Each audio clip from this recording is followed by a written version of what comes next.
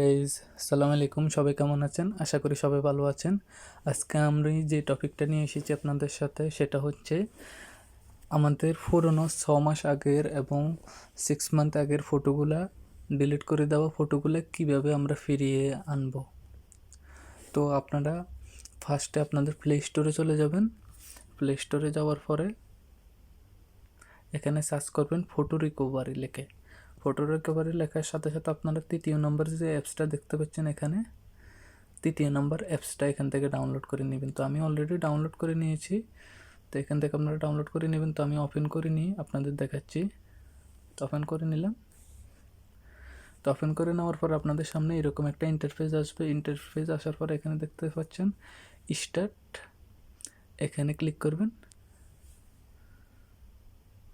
এখানে ক্লিক করার সাথে সাথে অটোমেটিকলি আপনার পুরনো ফটোগুলো ডিলিট করে দেওয়া ফটোগুলো সবগুলো এখানে চলে আসবে। দেখতে পাচ্ছেন আমার পুরনো সব ফটো ডিলিট করে এখানে চলে আসতেছে।